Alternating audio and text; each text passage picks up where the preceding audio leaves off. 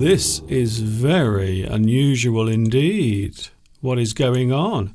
Well, first of all, I will show you out of the window. Look at the view today, looking towards Shrewsbury. There it is. It's a lovely sunny day, and guess what? There is even more than the beautiful weather, because we are now live here on YouTube, and yes, it is Saturday. And I am coming to you live from the birthplace of the English language, which just happens to be, you know where it is. It's England.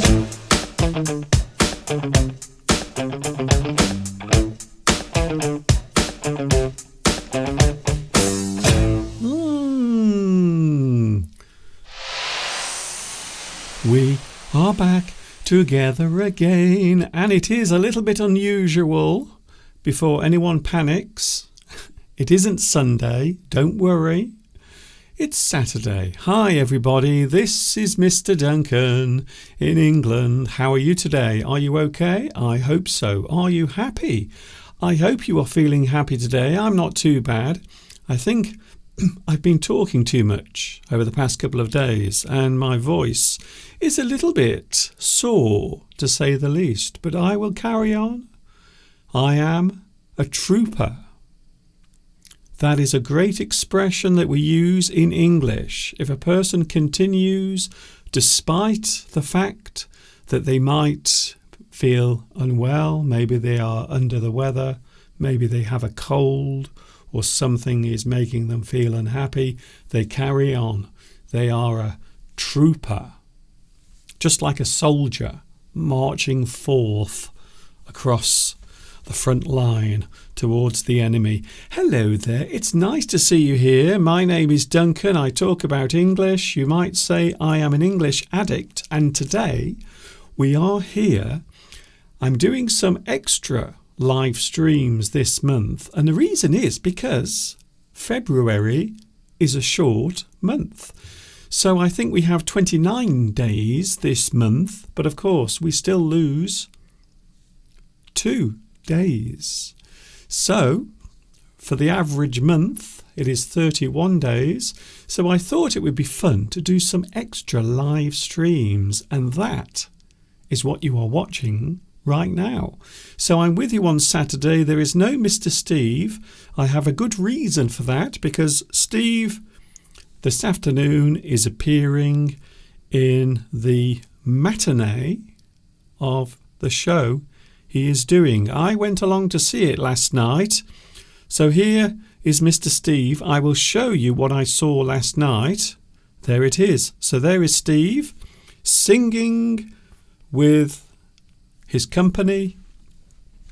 Not his company as in his work company, but a group of people who come together to sing and perform.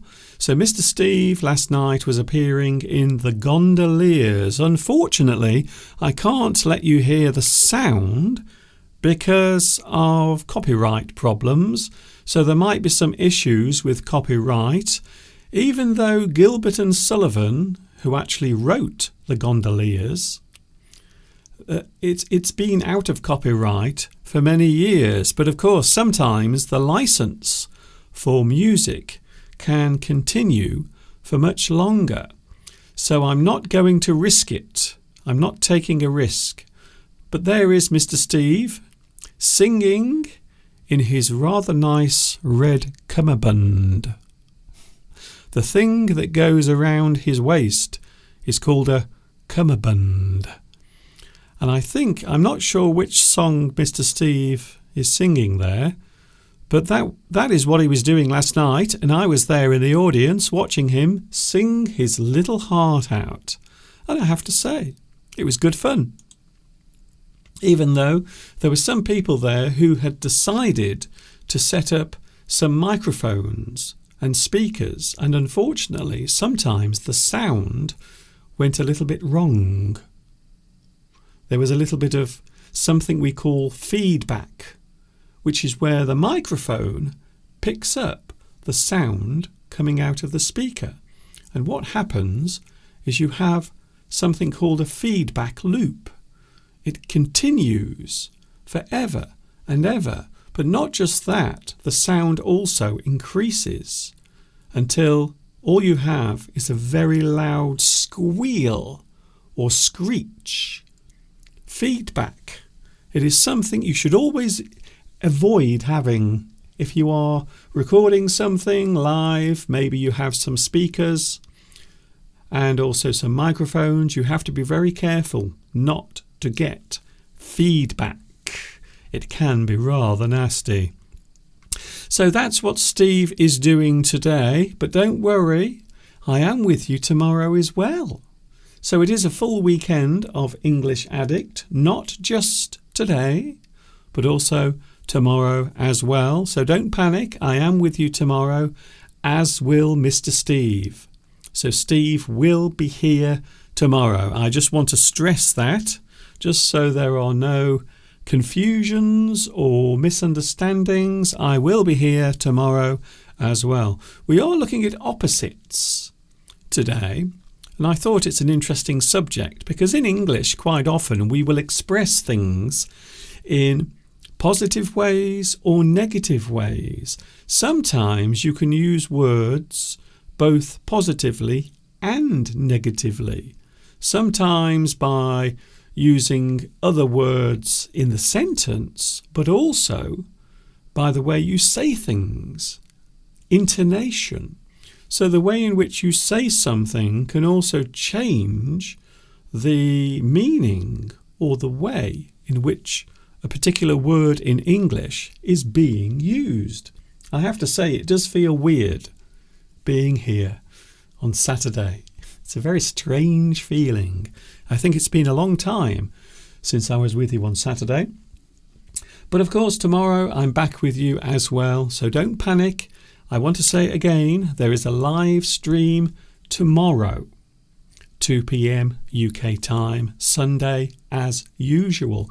By the way, if you like this, please give me a lovely like and I will be ever so happy. So if you like this, give me a lovely thumb and I will go to sleep tonight with a smile on my face because you like what I'm doing.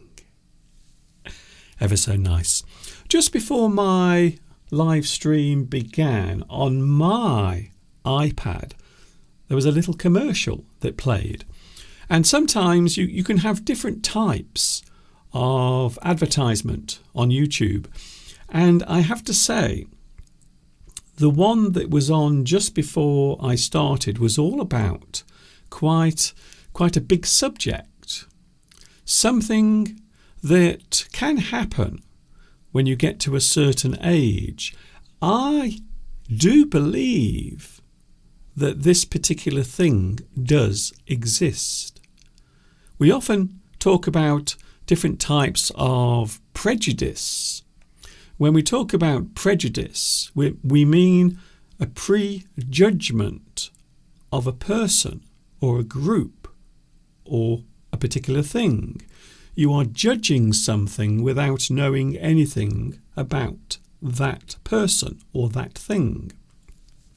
Prejudice can come in all shapes and sizes. Maybe a person's race, their skin colour, maybe a particular part of the country that they come from. So even here in the UK, within the UK, because the UK is made up of different parts, we have England, Scotland, Wales, and you might find that there are different ways of speaking, different accents, and sometimes it is possible to have prejudice against a way someone speaks or the sound of their voice or maybe where they come from. So quite often you might find that there is a sort of divide between the north and the south. Quite often the south will be the more prosperous area, or at least it will appear to be prosperous or better. But in reality, of course, there is good and bad all over the place. So quite often prejudice is a thing that can get in the way it can block the way a person thinks about other things and other people. Another type of prejudice is ageism, a person's age. So maybe when you are young, you feel as if you have the world at your feet. Everything is there for the taking. When you are young, the summers seem to last forever. The years go by so slowly, and it feels as if you will be young forever. And quite often the attitude of a person who is much younger or very young towards older people might be negative. A certain type of prejudice, younger people feeling that older people are useless or have no worth. And it does happen. And I think generally, quite often in society, there is a definite divide between young and old, especially with the attitude between young people and older people. But of course, you can also have the opposite, where older people who are older, might also have prejudice against younger people. So I'm not saying that it only works one way. It can work both ways. But I think ageism is a problem in society. We often see people over a certain age as having very little value, which I do not agree with.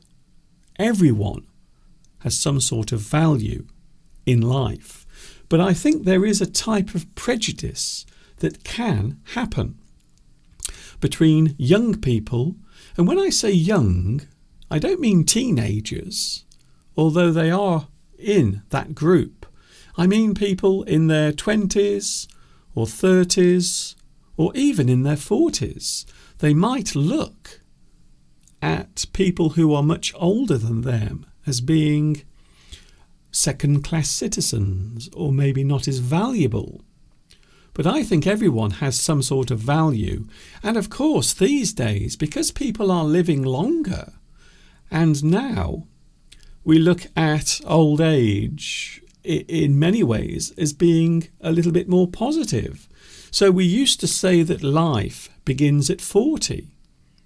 But nowadays, a lot of people are finding, because our lifespan is much longer, people are enjoying life for longer as well. So these days, instead of saying life begins at 40, a lot of people are saying life begins at 60 or 65 or even 70. There are many people around the world having adventures, people who are much older than me, 10, 15 or even 20 years older than me, and they are having all sorts of adventures. A friend of mine loves travelling, and he is in his early 80s, and he will often go off on lovely holidays or go travelling to different parts of the world and have adventures, and he is in his early 80s. So you see, it doesn't necessarily mean just because you're old you have no value or your life is over. It is not. It isn't. But there might be situations where some people will look, they will have a certain type of prejudice against those who are much older. So that is the commercial, the campaign which is running at the moment here in the UK.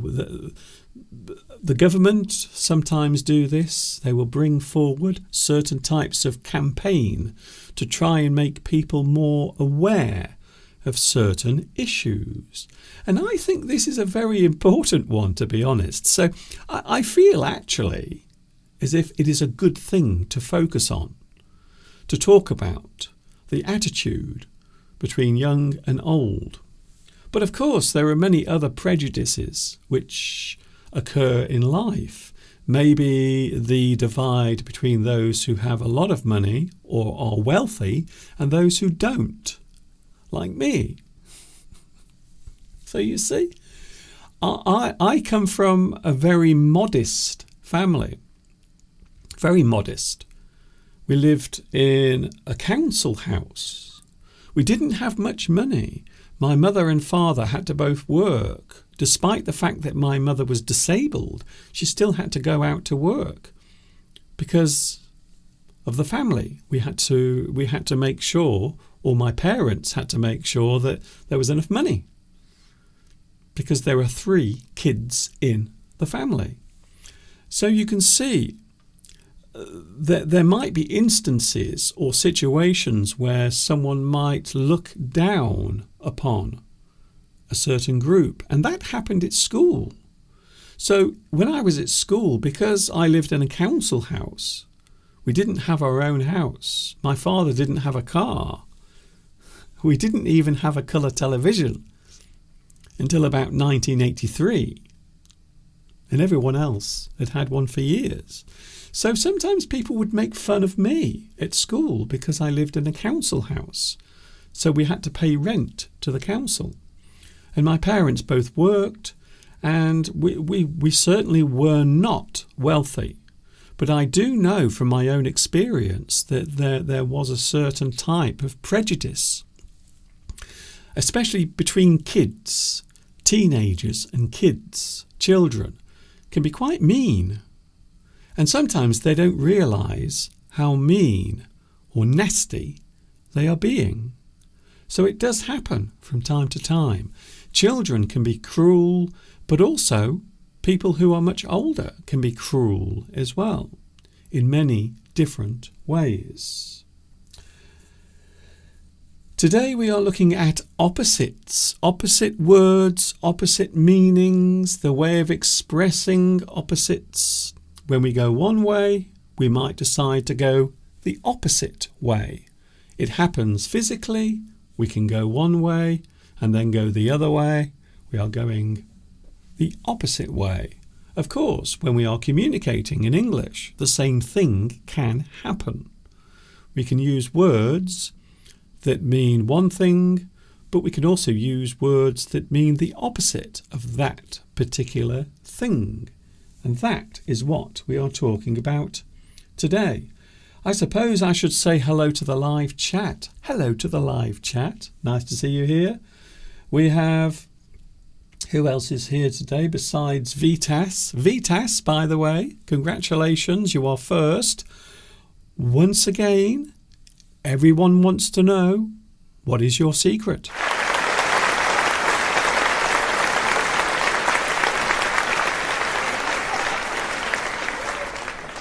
What is your secret, Vitas? Please tell us what it is.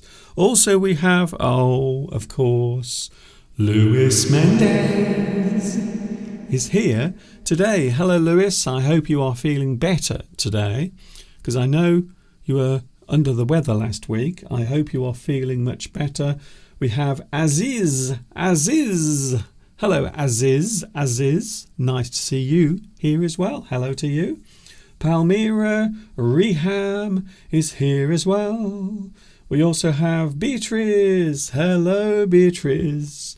Tomorrow, Beatrice is going to the mountains, high up. I would love to see some photographs of the mountains.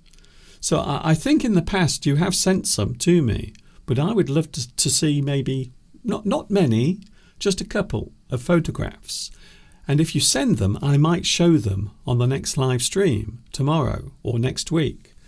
But we all want to see the mountains that you keep going to. So can we have a look at them? Thank you very much. That would be ever so nice. Hello to... who else is here today? I said hello to Reham. I said hello to Vitas because you are first on today's live chat. Isn't that nice? Nikhil is here. Nikhil Patil is here. Hello to you. I don't recognise your name. Is it your first time? If it is your first time, please let me know on the live chat. A lot of people ask, Mr. Duncan, do you ever run out? Do you ever have nothing to say or talk about? Do you ever find yourself in a situation where you have no more subjects to talk about? I was asked this question last week, actually, when I met up with some friends. One of them asked, Mr. Duncan, do you ever run out of ideas? And my answer to that is no. I don't think I've ever run out of ideas, ever. There is always something new that pops up in my head. And of course, sometimes you have to repeat things. So maybe sometimes it is necessary to repeat certain subjects. But I have to be honest with you.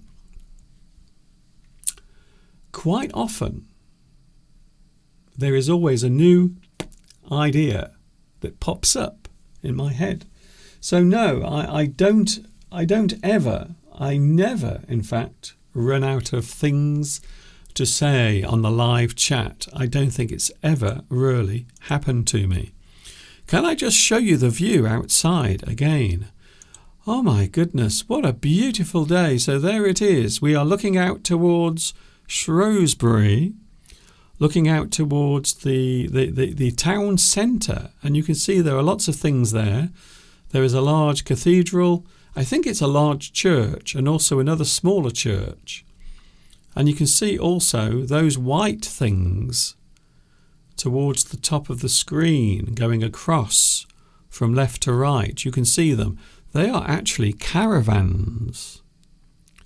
Now, I believe that is a place that actually sells caravans near Shrewsbury.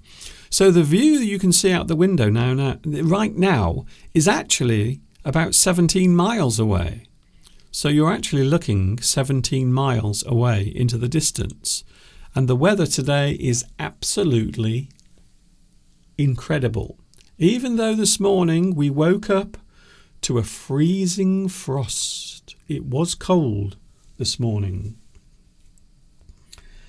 Don't worry, Beatrice. When you can send some photographs, please send some. But don't worry, there is no rush.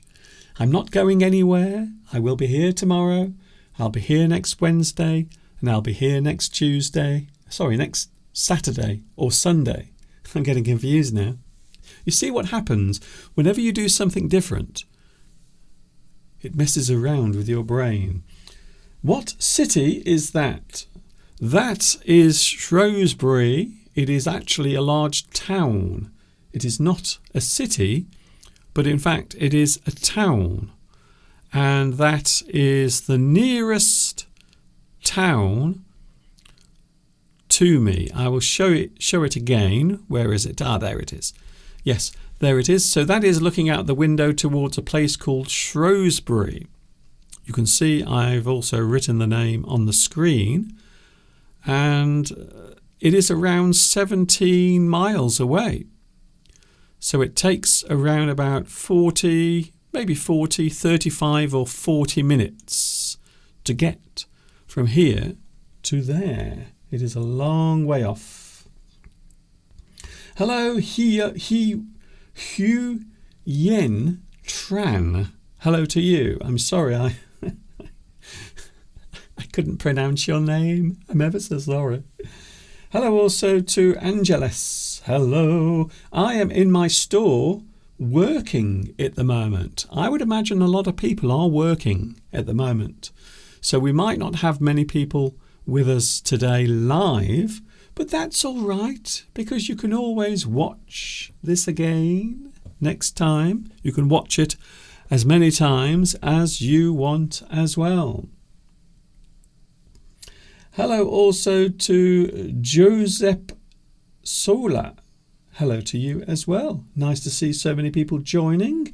Nick Patil is also here today, joining us on the live chat. A quick break, and then we are talking about an interesting subject.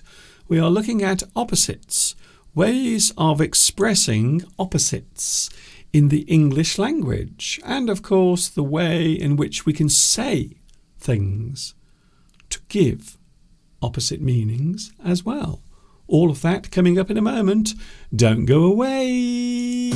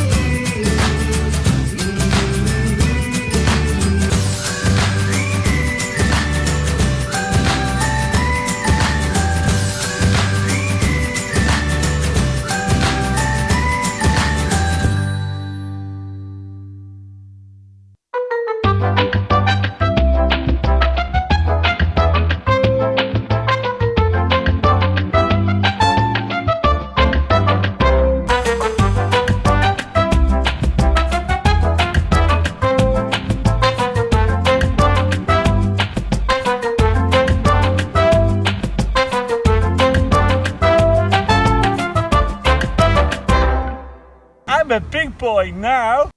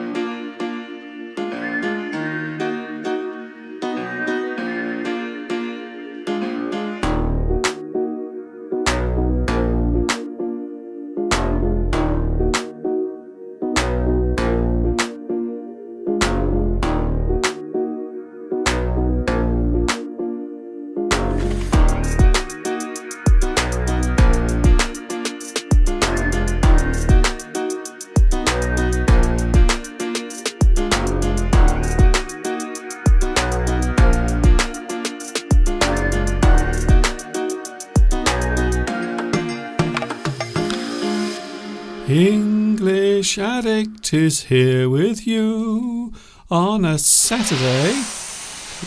Saturday? What? I'm here on Saturday? It's true, because this month is shorter, I thought it would be nice to do some extra live streams, and this is one of them. Right.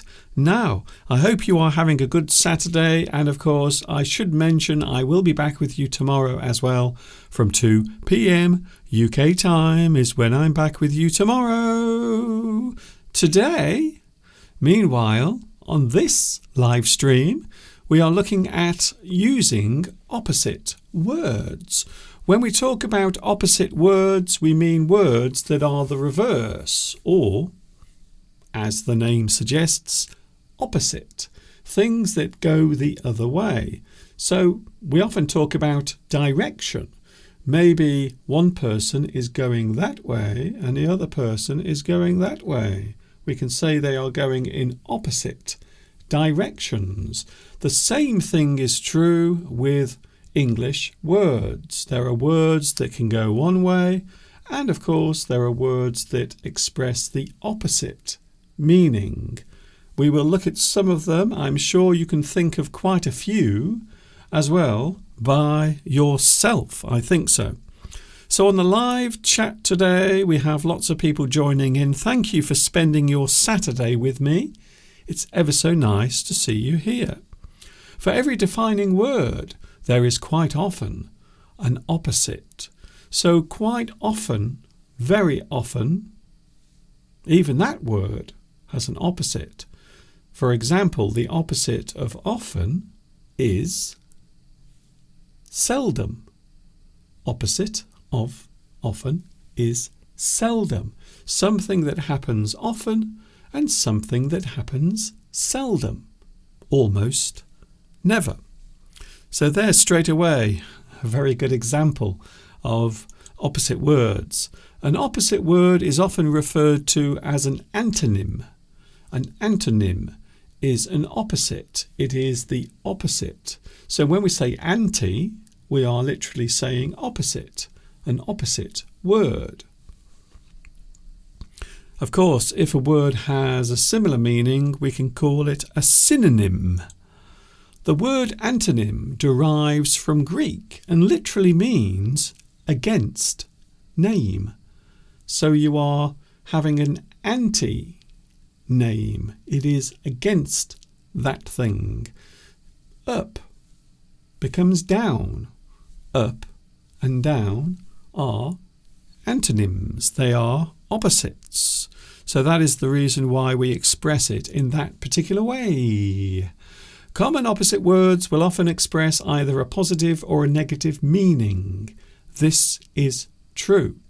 Common opposite words.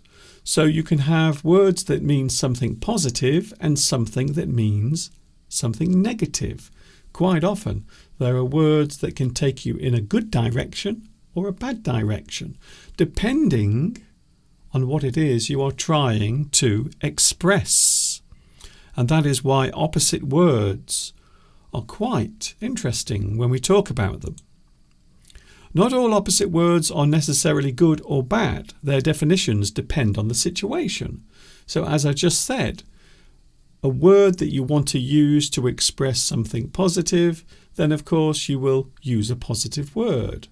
Sometimes you might have to go for the opposite of that positive word and use a negative word instead. As we will see later, it is also possible to use the way you say something to express opposites. As I just said, down is the opposite of up, but it is not always used as a negative opposite. So there are ways of using those words in sentences, but they are not necessarily bad. There is a fly buzzing around, annoying me. That is a very negative thing. So here are some examples. For example, you might go down to the shops. So that's not necessarily a negative thing, even though we can use it as a negative thing. We often see down as being negative. But you can also use it to say that you are going in a certain direction. You might go down to the shops. So you go from one place to another. You go down the road. You go down to the shops. You might also trip up and fall. So quite often, up is used positively. However, in this particular sentence, the one you can see at the bottom, it is being used negatively. You trip up. You are losing control of yourself. You trip up. So quite often we can use words that appear negative or are often used negatively, and we can use them in a positive way. And then, of course, there are other ways of using those two words. You might feel down and moody. So you might often find the word down is used more in a negative way. You might feel down and moody. You might pick up your dog. You pick up your dog. You are collecting your dog.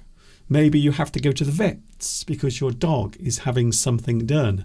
Maybe your male dog is having something cut off. Oh, it can happen. In fact, it does happen. You might pick up your dog from the vets. You might pick up your dog from the ground because you want to carry your dog. So it is possible to use down and up quite often.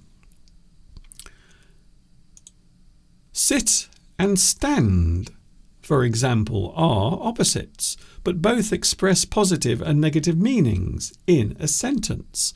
So we might use the word sit and stand negatively and positively. So once again, it does depend on what the situation is. So opposite words do not always reflect a positive or negative meaning in the same way.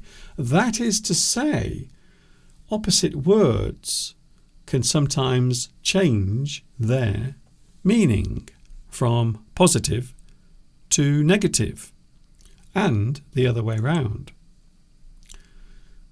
Down can be direction, as can up.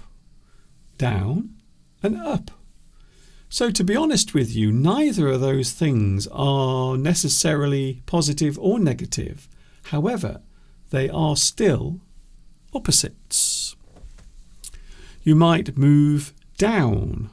You might push down. You might sit down. You can move up. You can push up. You can sit up. You can stand up, like I do. I stand up all the time now. I used to have a chair here in the studio, but these days I often stand up. In fact, that's what I'm doing now. I always present my live streams standing up.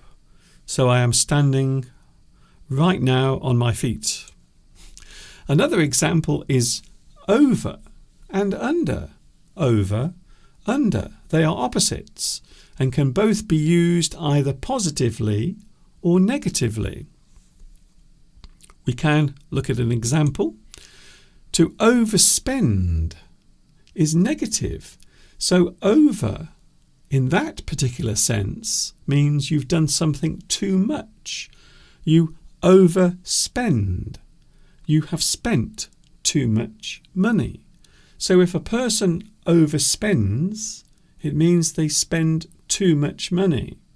Maybe they spend all of their money on lots of useless things. Or maybe if you have a budget, a certain amount of money, you spend too much money. You go over that amount. You overspend.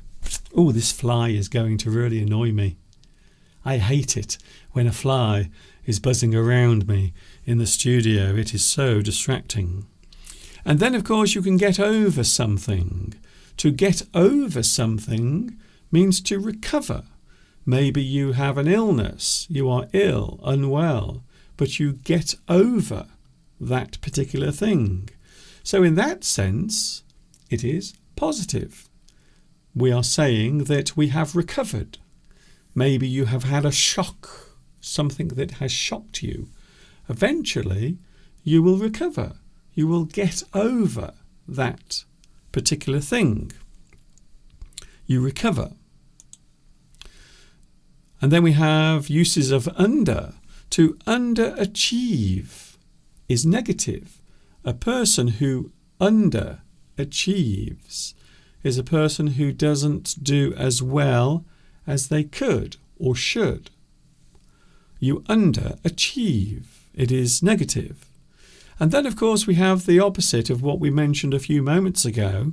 You can underspend. So that means you do not go over the limit. You stay under the limit of the amount of money you can spend. You underspend. Sometimes we have to underspend because we have no choice. Yes. It is possible for the context of a word or its opposite to change from positive to negative. It is very possible for that to happen, and it can happen. Of course, we can alter the emotion of a word by adding or changing the sound or the intonation. So this, for me, is a very interesting part of learning English. It is a part of learning English that is fascinating, and that is when we are speaking, when we are talking. Sometimes we can express words by using certain sounds, and quite often the sound that we use can show whether or not that word is being used positively or negatively. Even if the word is positive or negative, we can sometimes use intonation, the way we speak. Here's a good example. 2 sentences. Oh, great! Oh, great! Or, oh, great! Oh, great! Oh, great! Oh, great! So the word great is often seen as positive. However, in those sentences, the intonation of my voice is leading you to understand that it might not be necessarily positive. Oh, great! Oh, great! Maybe you go out of your house in the morning and you discover that your car has a flat tyre and you are late for work. You might say, oh, great. It's being used negatively, even though in the grammar it sounds as if it's a positive thing. So intonation, the way we say things, can quite often lead to words having opposite meanings or sentences. We can use it negatively or positively. For example, maybe you say that is too bad. That is too bad. Maybe you hear some bad news. That is too bad. Perhaps you want to be sarcastic. And that is something we will look at in a moment. Sarcasm, being sarcastic. We often use sarcasm when we are being rude, or maybe if we want to make a point towards someone, we are trying to express a certain thing towards someone. That is too bad. Maybe someone who you don't like phones you and they say that they can't come to your party, but really you are quite relieved, you are pleased that they are not coming. So you might say that is too bad. Oh, that's too bad. You're being sarcastic. So even though the sentence sounds negative, you are actually pleased that that person isn't coming. Sarcasm is something we use often in Britain. British people, English people especially, can be very sarcastic. We like to use sarcasm when we are trying to make a point or express a certain feeling. Sarcasm often changes the meaning of a sentence or word to show annoyance or frustration. You will often use sarcasm. And I think the English can be very sarcastic. We are very good at it. The type of humour that we have in this country, sarcasm is often used to be sarcastic towards someone. Here's a good example. Maybe your friend comes late and you have been waiting on the corner of the street for them for a very long time, and you are looking at your watch. Where is this person? Why haven't they arrived yet?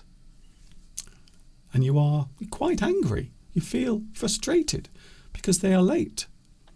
But when they arrive, you might be sarcastic.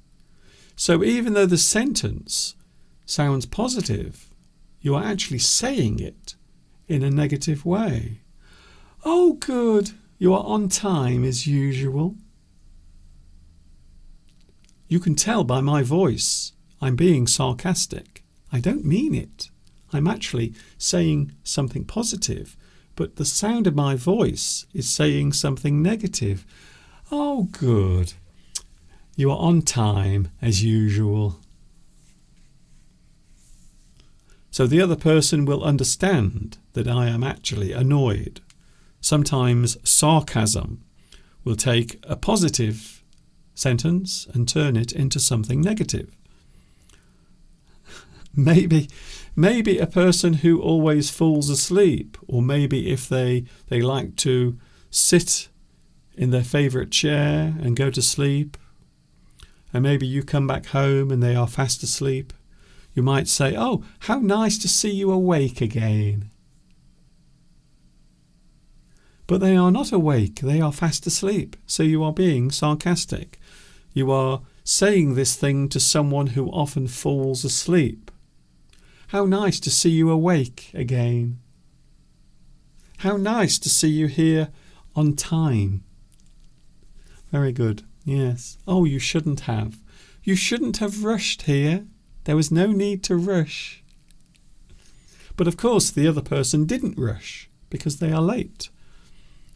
The person who keeps falling asleep all the time, you are being sarcastic because they always fall asleep. Please tell me more of your brilliant jokes. Please tell me more of your brilliant jokes. What you are actually doing is telling that person that their jokes are terrible. You say it to someone who tells awful jokes. Please, please, tell me some more of those wonderful jokes of yours. Go on. You are being sarcastic towards that person. To be sarcastic is to turn a positive comment against someone. The context is being changed because of the way you say that thing. And this happens a lot in English. And this is something that I've mentioned in the past. When you are using English, sometimes it is very good to listen to what a person is saying, but also listen to how they are saying it as well, because sometimes they might be sarcastic. It does happen. Not just English people. People from the US, they can also be quite sarcastic as well. Common opposites in English. Now, I'm sure for many people this will be quite obvious, but I'm going to put it on the screen anyway before I finish. So for those who want to look at some very quick opposite words, the most obvious ones when we look at opposites, and quite often these also will be used positively in green and negatively in red.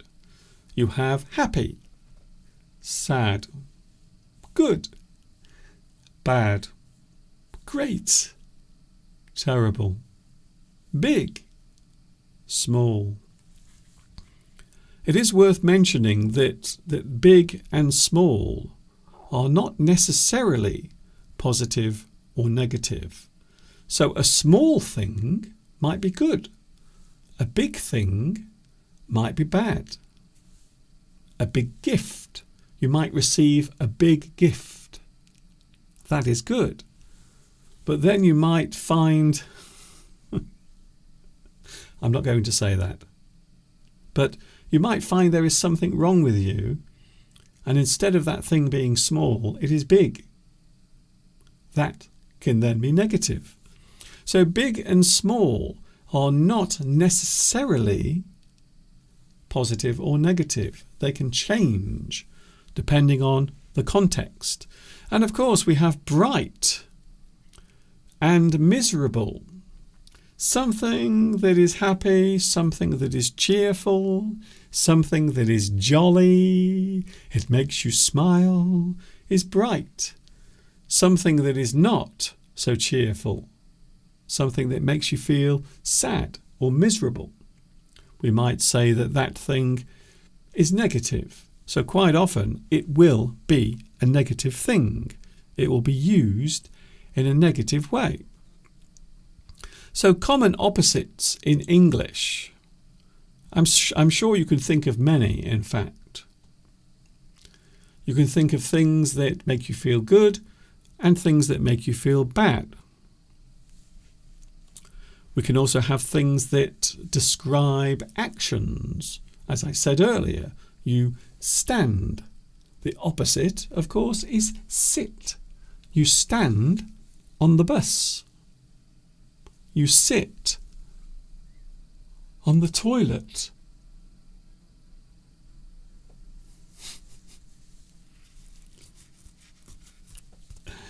And that is how we are ending today's live stream. Isn't that lovely? Quite often opposite words can be used in English, but sometimes we can use them in a certain way, and because of that the meaning can be reversed. Sometimes opposite words can become the other way round. A negative word can become positive, and a positive word might become negative. And of course, it all depends how you say it as well. Right now, by the way, Mr. Steve is on stage in Wolverhampton. Right now. There he is. So there was Mr. Steve last night, but at the moment, right now, he is on stage performing in the Gondoliers, and there he was last night singing his little heart. Look at that. You can really see that Steve is putting everything into his performance. Let us hope tomorrow Mr. Steve will put as much effort into his performance here on the live chat, because I'm back tomorrow. Don't worry, back tomorrow from 2 p.m. UK time is when I'm back with you. So I am with you tomorrow. Thank you, Joseph. Thank you very much. Thank you also to Lewis. Thank you, Nick Hill. Very nice. Thank you also to Angeles. And also to Vitas. Also, thank you very much to Aziz. Thank you, Beatrice, once again for joining us today. Thank you very much for all of your company. I've quite enjoyed it. Isn't it? It's very strange. It's very weird being here on Saturday. But I'm here with you anyway. And as I said, I am back with you tomorrow.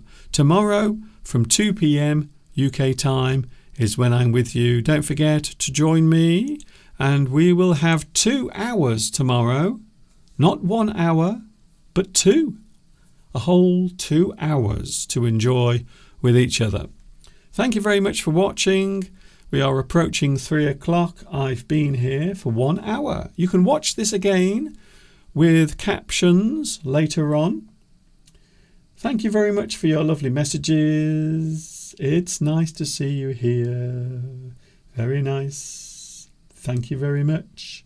Oh, by the way, tomorrow we have something serious to talk about as well.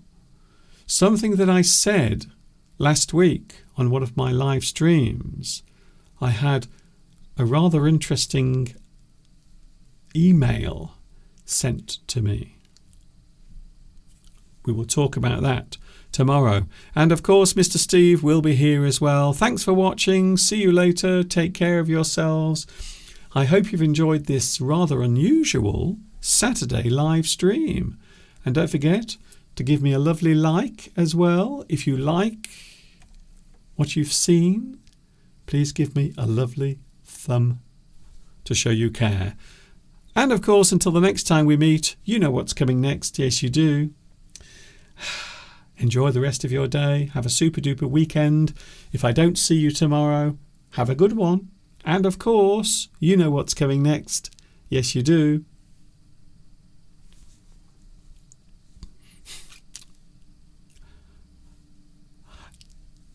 Ta-ta for now.